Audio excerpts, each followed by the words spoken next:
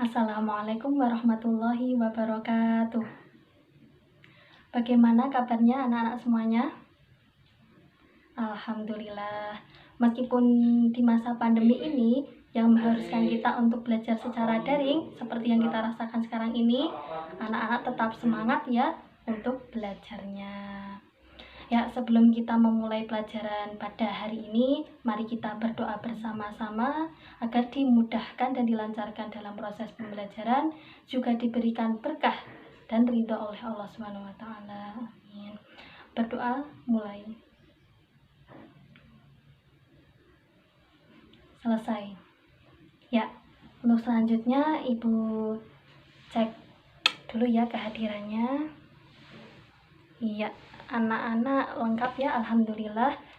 Tadi tidak ada yang izin ke Ibu dan tidak ada yang bolos, lengkap semuanya hadir. Nah, hari ini kita akan belajar tentang akhlak tercela. Ya, anak-anak semuanya ini ada yang tahu nggak akhlak tercela itu apa? Ya, akhlak yang jelek, Bu. Ya, ada yang tahu lagi akhlak tercela itu apa? Ya, kebalikan dari akhlak terpuji ya. Jadi anak-anak, akhlak tercela itu perilaku atau sifat ataupun perbuatan yang mana tidak sesuai dengan anjuran ataupun aturan dari agama Islam, juga tidak sesuai dengan norma masyarakat, sehingga tercela di hadapan Allah dan juga tercela di hadapan sesama manusia. Ya, hari ini kita akan belajar mengenai akhlak tercela dua materi. Yang pertama riya dan yang kedua nifak. Jadi kita nanti belajar dua materi itu. Nah, tujuan dari pembelajaran hari ini Ibu sampaikan ya. Nah, tujuan yang pertama ini diharapkan anak-anak mampu memahami apa itu riya dan apa itu nifak. Nah, lalu yang kedua, anak-anak menjadi tahu bagaimana dalil dari riya dan juga nifak. Lalu yang selanjutnya, anak-anak menjadi tahu contoh-contoh dari perbuatan riya dan contoh dari perbuatan nifak. Dan yang terakhir, anak-anak dapat memahami dan juga mengetahui dampak buruk dari akibat dari perbuatan riya dan juga dampak buruk dari perbuatan nifak. Nah, maka dari itu anak-anak tetap semangat ya untuk belajarnya. Ini Ibu nanti akan menyampaikan lewat PPT juga, jadi dipahami, diperhatikan baik-baik. Ya, semangat ya. Nih, diperhatikan jangan sampai ada yang ngantuk, apalagi yang tertidur. Ya, diperhatikan ya. Ya, ini materi kita hari ini ya anak-anak. Ini di slide pertama Ibu menampilkan dua gambar. Ini diamati terlebih dahulu dua gambar ini, nanti kita bahas bersama-sama. Ya, diamati dahulu ya.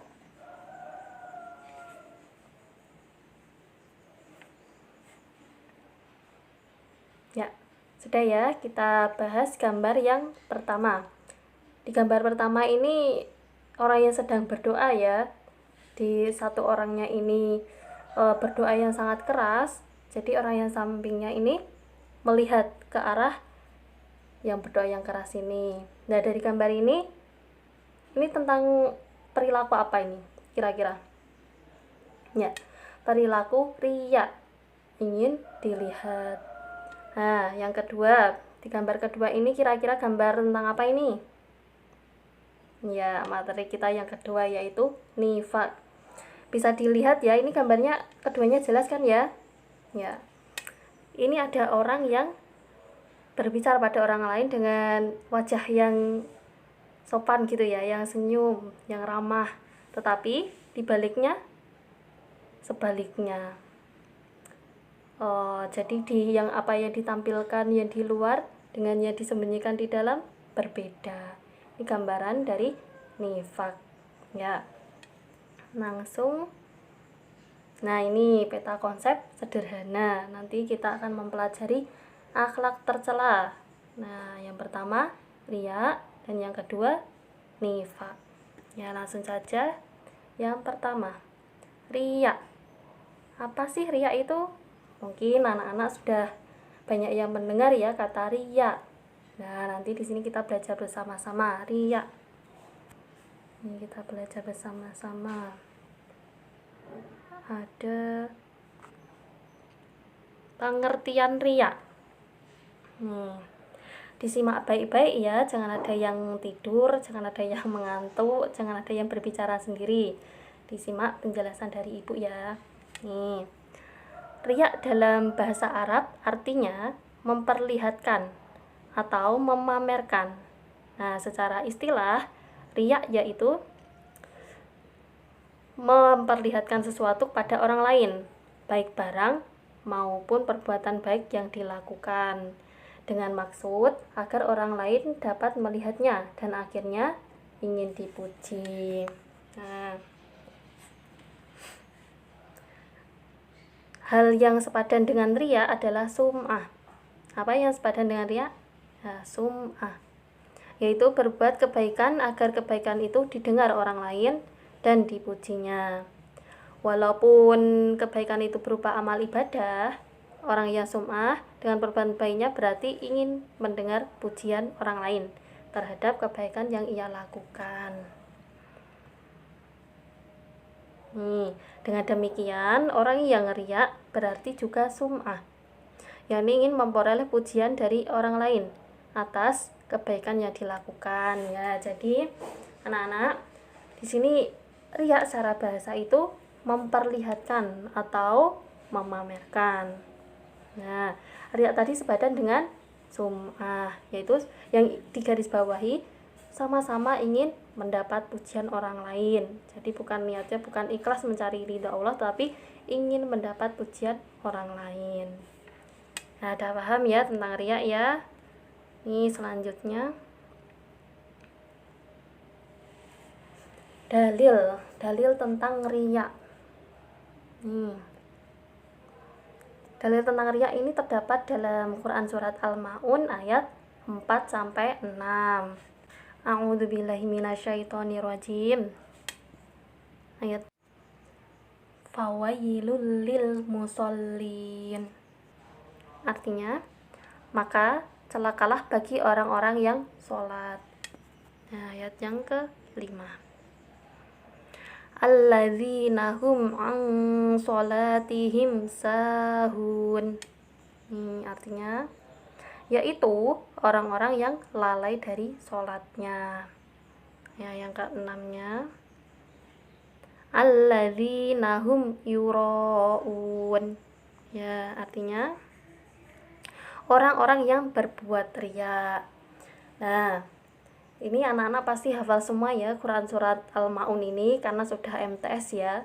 Dari MTS kan sudah menghafal surat-surat pendek lah, termasuk Al-Maun ini termasuk surat pendek. Jadi anak-anak di sini sudah hafal nih pastinya surat Al-Maun. Nah, ini Ibu bacakan lagi ya artinya ya.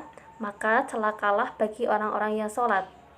Orang yang sholat seperti apa yang celaka? Nih, yaitu orang-orang yang lalai dari sholatnya. Nah, di ayat ke-6-nya orang-orang yang berbuat riya. Jadi jelas ya dalilnya bahwa berbuat riya itu juga akan celaka. Nah, tadi dalilnya di Quran surat Al-Maun ayat 4-6. Ingat-ingat ya anak-anak ya. Lalu habis dalil kita akan membahas contoh perbuatan riya. Nih, yang pertama, seseorang yang bersedekah kepada yayasan namun meminta pihak yayasan untuk memperlihatkan dirinya agar semua yang ada di yayasan itu tahu dan memujinya. Nah, jadi ini gambarannya ada orang yang bersedekah di suatu yayasan tetapi dengan syarat ditunjukkan, ini loh saya yang bersedekah. Jadi ini ya ingin dipuji, bukan ikhlas mencari ridho Allah. Lalu yang kedua, sifat-sifat yang melekat pada diri seseorang, seperti suka melekatkan sifat-sifat mulia pada diri sendiri. Terus hal-hal yang cenderung dipamerkan, misalnya keelokan dirinya. Nah, jadi seperti gantengnya, cantiknya. Nah, ingin ditampilkan. Nah, terus pakaian atau perhiasan. Jadi banyak pakaian yang bagus-bagus diperlihatkan pada orang-orang. Nah, yang lainnya jabatan di tempat kerja dan status sosial lainnya. Lalu yang selanjutnya, seseorang yang menyantuni anak yatim di hadapan banyak orang dengan maksud agar ditayangkan di TV atau radio. Nah, ini niatannya nggak lillah lagi, tapi ingin dilihat di TV atau di radio. Ini contoh-contoh perbuatan riya ya. Lalu, materi kita yang kedua yaitu tentang nifak. Apa sih nifak itu? Mungkin anak-anak sudah banyak yang tahu ya apa itu nifak, tapi ada juga yang belum tahu. Ayo kita belajar bersama-sama. Ini ada pengertian nifak. Nah, disimak ya anak-anak ya, jangan ada yang tidur. Nah, kata nifak berasal dari kata nafako, yunafiku, nifakon, wa munafakon, yang diambil dari kata an-nafiko. Diambil dari kata apa? An-nafiko ya. Artinya lubang hewan sejenis tikus. Nah, lubang ini ada dua. Ia bisa masuk ke lubang satu, kemudian keluar lewat lubang yang lain. Demikianlah gambaran keadaan orang-orang munafik, yang mana satu sisi menampakkan Islamnya, tetapi di sisi lain amat kafir dan menentang kepentingan agama Islam. Tuh. Nah, jadi nifak adalah perbuatan menyembunyikan kekafiran dalam hatinya dan menampakkan keislamannya atau keimanannya dengan ucapan dan tindakan.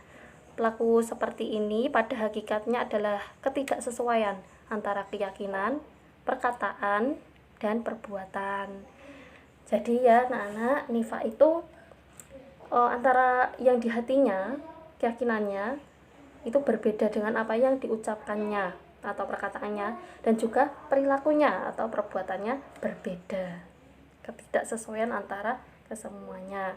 Ini tadi pengertian dari nifak. Ya, ini sudah paham ya tentang pengertian nifak. Sekarang lanjut dalil. Ya, dalil tentang nifak. Nih, nifak ini dalilnya berada di Quran surat Al-Baqarah ayat 14. Ayo kita membaca bersama-sama. Yuk dibaca. A'udzubillahi minasyaitonirrajim. Wa idza laqul ladzina amanu qalu amanna wa idza khalau ila syayatinihim qalu inna ma'akum innama nahnu mustahzi'un. Ya, artinya, dan bila mereka berjumpa dengan orang-orang yang beriman, mereka mengatakan, kami telah beriman. Dan bila mereka kembali pada syaitan-syaitan mereka, mereka mengatakan, sesungguhnya kami sependirian dengan kamu hanyalah berolok-olok.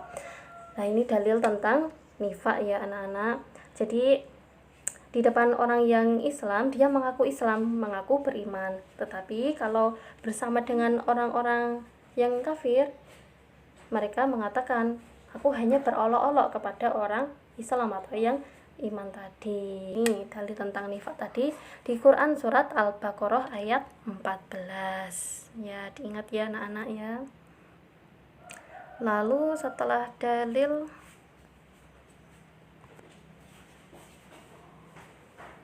ya, contoh dari perilaku nifak. Tadi sudah pengertiannya, sudah dalilnya, sekarang contoh. Nih contohnya yang pertama, seseorang yang mengaku berislam dan beriman, namun dalam kesehariannya tidak menjalankan perintah Allah Subhanahu wa Ta'ala, seperti sholat, zakat, puasa, dan lainnya. Jadi orang itu mengaku Islam, mengaku beriman, tetapi tidak melakukan perintah yang ada di dalam Islam, tidak sholat, tidak zakat, tidak puasa. Nah, di zaman sekarang ini banyak ya yang seperti itu. Tapi anak-anak jangan ya, kita harus sholat, tetap puasa, tetap menjalankan perintah Allah. Ya, yang kedua, seseorang yang sering berbicara kepada orang lain dengan perkataan dusta. Nah, ini juga contoh perilaku nifak. Jadi tidak boleh ya kalau berbicara juga yang jujur, yang sebenarnya. Tidak boleh berkata dusta. Nah, ini yang ketiga, seseorang yang telah diberikan amanah dari temannya, ini contohnya temannya, akan tetapi tidak menyampaikan amanah yang diberikan dengan baik atau khianat. Nah, jadi ya, sudah diberikan amanah tetapi tidak disampaikan dengan baik atau malah tidak tersampaikan amanah tersebut. Nah, ini yang keempat, seseorang yang telah berjanji pada temannya, ini contohnya teman lagi ya, karena ini anak-anak MTS ya, untuk pelajaran anak-anak MTS, tetapi tidak konsekuen memberi janji tersebut atau ingkar janji. Nah, ini termasuk perilaku nifak ya, sudah berjanji nanti saya akan begini begitu, tetapi tidak konsekuen dengan janjinya atau ingkar janji. Nah, itu contoh perilaku nifak. Nah, ini sudah kita bahas nifak ya. Yang selanjutnya,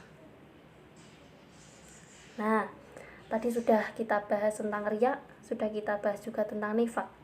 Nah, sekarang dampak buruk perilaku riya dan nifak. Jadi banyak ya dampak buruk dari perilaku riya dan nifak ini, tetapi ibu ambilkan beberapa poin saja. Yang pertama, menjadikan amal ibadah yang baik menjadi batal, berubah buruk, dan berbuah dosa. Nauzubillah. Jadi seperti contohnya tadi yang di slide pertama, ada orang yang sedang berdoa. Nah, berdoa itu kan baik. Nah, setelah ibadah sholat tadi, tapi karena niatnya ingin dilihat, maka menjadi batal, berubah buruk. Orang yang di sampingnya juga terganggu kan tadi di gambar. Nah, dan berbuah dosa karena niatnya sudah berbeda. Lalu yang kedua, menghilangkan keimanan dan mendapat siksa akhirat. Jelas ya, tadi kan riya dan nifak itu termasuk akhlak tercela. Jadi akhlak tercela nantinya akan mendapat siksa.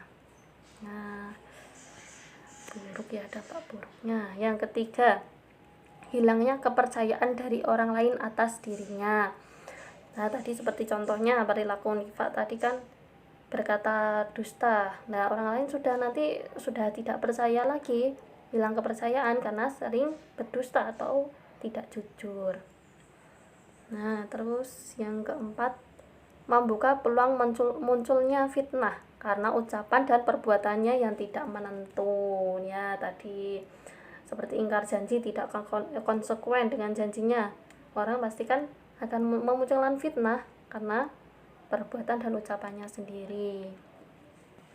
Nah, yang terakhir, tercela dalam pandangan Allah SWT dan sesama manusia. Jelas ya bahwa Allah kan sudah melarang, jadi akan tercela Pak dalam pandangan Allah, dan juga ditambah pandangan manusia sama manusia akan tercela. Nah, gitu ya dampak buruk dari perilaku riya dan nifak, banyak sekali ya. Jadi anak-anak tetap berdoa untuk agar terhindar dari perilaku riya dan nifak. Ya, anak-anak semuanya, setelah kita belajar bersama mengenai riya dan juga nifak, ini sekarang ibu mempunyai sebuah game sederhana. Tadi pastinya anak-anak mencatat ya, membawa buku dan pulpen kan. Nah, ini disobek di kertas kecil saja dan ditulisi, kasih tulisan benar dan tulisan kertas satunya ya salah. Jadi ada dua kertas benar dan kertas salah. Nah, Nanti ibu bacakan pernyataan, didengarkan baik-baik, disimak. Terus nanti anak-anak semuanya mengangkat kertas apakah pernyataan itu tadi itu benar atau salah. Ya, paham ya? Kita mulai ya. Ya, pernyataan yang pertama. Disimak baik-baik ya. Benar atau salah? Dalam bahasa Arab, riya artinya memamerkan atau memperlihatkan. 1, 2, 3. Ya. Jawabannya adalah benar. Ya, dalam bahasa Arab, riya artinya memamerkan atau memperlihatkan. Ya, pernyataan yang kedua. Disimak baik-baik. Dalil tentang riya berada di Quran surat Al-Quraish ayat 4 sampai 6. Benar atau salah? 1, 2, 3. Ya, jawabannya adalah salah. Tadi dalil tentang riya tadi di surat apa yang benar? Al-Maun ayat 4 sampai 6. Ingat-ingat ya. Ya, pernyataan yang selanjutnya. Kata nifaq berasal dari kata an-nafiqo yang artinya lubang hewan sejenis buaya. Benar atau salah? 1, 2, 3. Ya, jawabannya adalah salah. Yang benar apa? Ya, lubang hewan sejenis tikus. Pernyataan yang selanjutnya. Contoh dari perilaku nifaq yaitu bersedekah ingin dilihat dan dipuji oleh orang lain.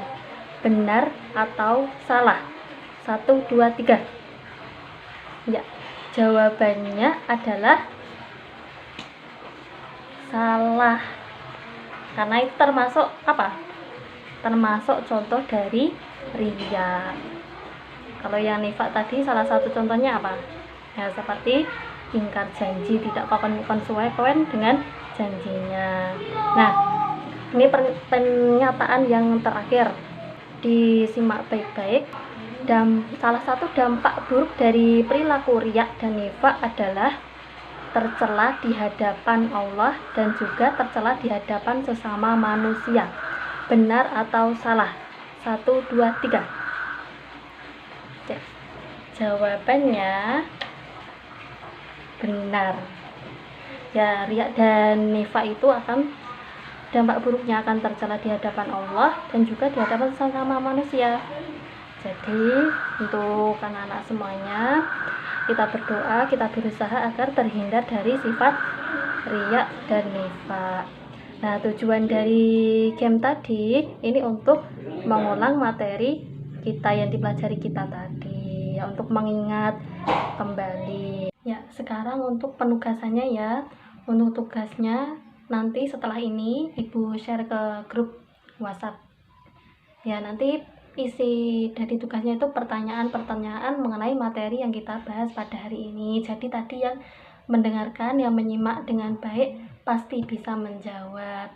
Dan untuk tugasnya paling lambat dikumpulkan 1 minggu dihitung dari hari ini. Tapi dikumpulkan lebih cepat lebih baik ya. Nanti dikumpulkan ke WA Ibu langsung aja ya. Oh ya, dan jika ya ada yang masih dibingungkan atau ingin ditanyakan lagi, nanti di grup WhatsApp ya, nanti Ibu jawab dan teman-teman tahu semuanya. Tetap belajar ya, meskipun di rumah tetap belajar dan jangan lupa tugasnya tadi dikerjakan dan dikumpulkan dan jaga kesehatannya selalu, apalagi di masa pandemi COVID-19 ini, dijaga kesehatannya. Ya, cukup sekian dari Ibu, kurangnya mohon maaf. Wassalamualaikum warahmatullahi wabarakatuh.